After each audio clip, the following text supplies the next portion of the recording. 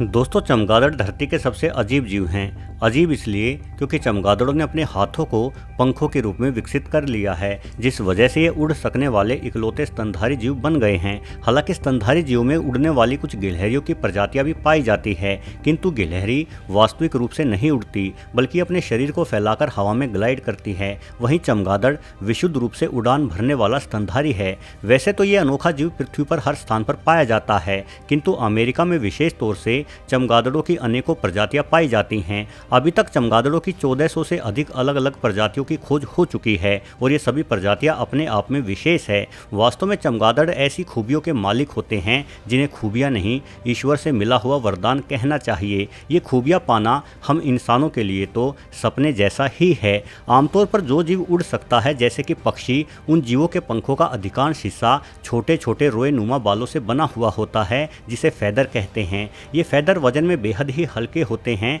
किंतु इनके फड़फड़ाने से जोरों से हवा उत्पन्न होती है। इसी हवा के सहारे पक्षी उड़ पाते हैं। यदि आप किसी पक्षी के फैदर के थोड़े से हिस्से को भी अलग कर देते हैं तो वो पक्षी उड़ नहीं पाएगा, क्योंकि अब वो उड़ने लायक हवा ही उत्पन्न नहीं कर सकता। किंतु इसके विपरीत चमगादड़ों के पास कोई फैदर नहीं होता। इनका शरीर करीब करीब बालों रहित होता है। बावजूद इसके ये आसानी से उड़ लेते हैं और ये अपने आप में एक अद्भुत गुण है।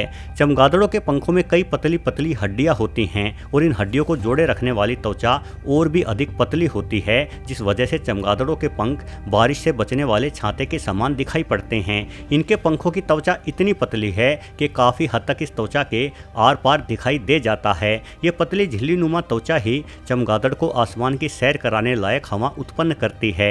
अधिकतर लोग चमगादड़ों से डरते हैं। इनकी शक्ल भयानक दिखाई देती है और ये अचानक कहीं भी आकर बैठ जाते हैं। इनकी अचानक उपस्थिति इंसानों को चौंका देती है। हालांकि चमगादड़ इंसानों के आसपास रहना पसंद नहीं करते, बल्कि ज़्यादातर मौक़ों पर चमगादड़ पुराने खंडहरों और गुफाओं आदि में पाए जाते हैं। भारत में मेघालय में सबसे अधिक चमगादड़ देखे जाते हैं, जिसकी वजह है मेघालय में गुफाओं की अधिकता। मेघालय शब्द का अर्थ है जहाँ बहुत सारे मेघ अर्थात बादल हों, और सच में मेघालय बादलों का ही घर है। यहाँ जितनी बारिश होती है उतनी बारिश पूरी पृथ्वी पर और कहीं नहीं होती, जिस वजह से मेघालय में बहते पानी ने अनेकों पहाड़ों को काटते हुए उन पहाड़ों को गुफाओं का रूप दे दिया है और इन गुफाओं को अतीत से ही चमगादड़ों ने अपना ठिकाना बनाया हुआ है। दोस्तों, सुनसान गुफाओं और अंधेरे में रहने वाले चमगादड़ों से सिर्फ आम जन ही भयभीत नहीं रहते, बल्कि जीव जगत से जुड़े वैज्ञानिक भी चमगादड़ों को बेहद ही खतरनाक मानते हैं। विभिन्न शोधों से ये ज्ञात हो चुका है कि चमगादड़ हजारों किस्म की गंभीर बीमारियों के वाहक होते हैं।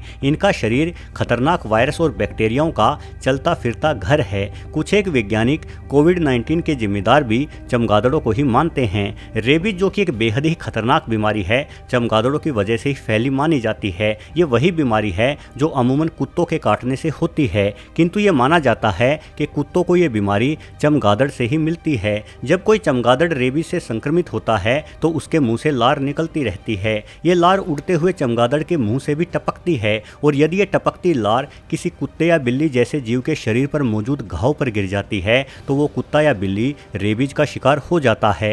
यानी चमगादड़ रेबीज के प्राथमिक वाहक माने जाते हैं। इसलिए यदि कोई चमगादड़ आपको काट ले या आपका संपर्क किसी चमगादड़ की लार से हो तो तुरंत रेबीज रोधी टीकाकरण शुरू करवाएं, ताकि आप इस गंभीर बीमारी से अपने प्राण बचा सकें। बड़ी अनोखी बात यह है कि हजारों किस्म की बीमारियों को अपने शरीर में पालने वाले चमगादड़ खुद कभी किसी बीमारी का शिकार नहीं होते। यहाँ तक कि इनकी मौत रेबीज से भी नहीं होती। चमगादड़ों का कभी बीमार न होने का कारण इनके जीन्स में छुपा है। इनका इम्यून सिस्टम इतना शानदार है कि ये हर वायरस से लड़ लेते हैं। साल में केवल एक ही संतान पैदा कर सकने वाले चमगादड़ों की उम्र करीब 30 से 40 साल मानी जाती है, लेकिन ना ही ये कभी बूढ़े होते हैं और ना ही इन्हें कैंसर जैसी घातक बीमारी होती है, क्योंकि इनके शरीर में पुरानी पड़ती कोशिकाओं की लगातार और तेजी से मरम्मत करते रहने की अनोखी क्षमता है। वैज्ञानिकों का मानना है कि चमगादड़ ज़्यादातर मौकों पर भूखमरी या पानी की कमी का शिकार बनने के कारण मरते हैं। वास्तव में चमगादड़ इतने रहस्यमयी हैं कि इनके बारे में हमें बहुत ही कम जानकारी है।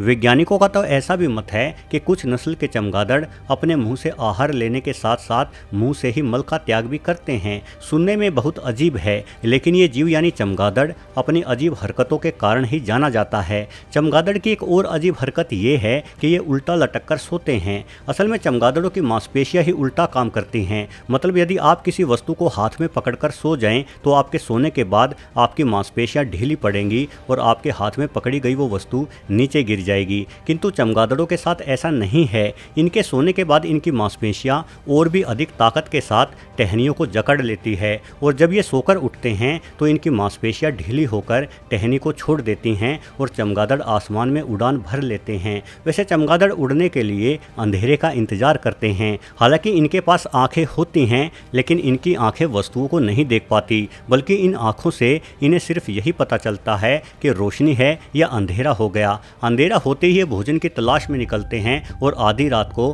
फिर से अपने रहने के ठिकानों पर वापस आ जाते हैं। उसके बाद सुबह की पौ फटने से पहले एक बार फिर से चमगादड़ अपने ठिकानों को छोड़कर भोजन करने जाते हैं, किंतु सुबह बाज और कौवों जैसे पक्षियों के उठने से पहले ही ये फिर से अपने ठिकाने पर लौट आते हैं। ये माना जाता है कि चमगादड़ दिन को भी उड़ सकते हैं, किंतु दिन के समय बाज, उल्लू और कौवों जैसे पक्षी इनका शिकार कर लेते हैं। इसलिए खुद को बचाए रखने के लिए चमगादड़ केवल रात में ही उड़ान भरते हैं। इनकी आंखें छोटी और कान बड़े होते हैं। चमगादड़ अपने कानों से ही रास्ता तलाशते हैं, जिसके लिए सोनार तरंगों का सहारा लेते हैं। असल में चमगादड़ अपने गले से बेहद ही हाई पिच वाली आवाज़ निकालते हैं और जब वह आवाज़ आगे किसी चीज़ से टकराकर वापस आती है तो उसी प्रतिध्वनि से इन्हें अपने आसपास के माहौल का अंदाज़ा हो जाता है। हालांकि अभी तक यह पता नहीं लगाया जा सका है कि प्रतिध्वनि के सहारे उड़ने वाले चमगादड़ सजीव एवं निर्जीव चीज़ों में कैसे अंतर करते हैं। शायद इसके लिए ये अपनी नाक की मदद लेते हैं।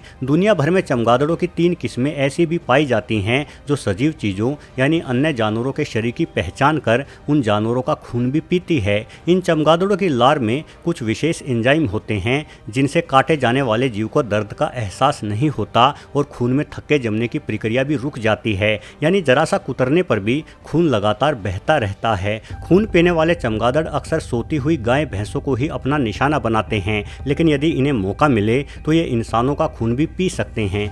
दोस्तों, भले ही चमगादड़ों की छवि खून चूसने वाले पिशाच के रूप में बन चुकी हो, किंतु असल सच्चाई ये है कि पर्यावरण के लिए भी चमगादड़ बेहद ही महत्वपूर्ण है। ये माना जाता है कि केले और आम जैसे पेड़ों का परागण चमगादड़ों की वजह से ही होता है, यानी यदि चमगादड़ समाप्त हो जाए तो केला और आम भी लुप्त हो जाएंगे। सिर्फ इतना ही नहीं, बल्कि चमगादड़ फसलों को नुकसान पहुंचाने वाले हानिकारक कीट पतंगों को भी बड़ी संख्या में खाते हैं, जिससे अन्न उत्पादन में वृद्धि होती है।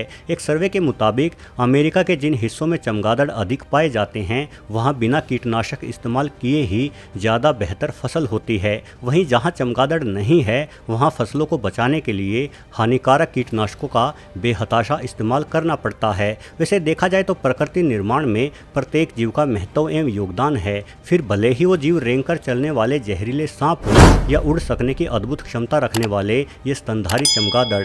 वीडियो देखने के लिए आपका बहुत बहुत धन्यवाद।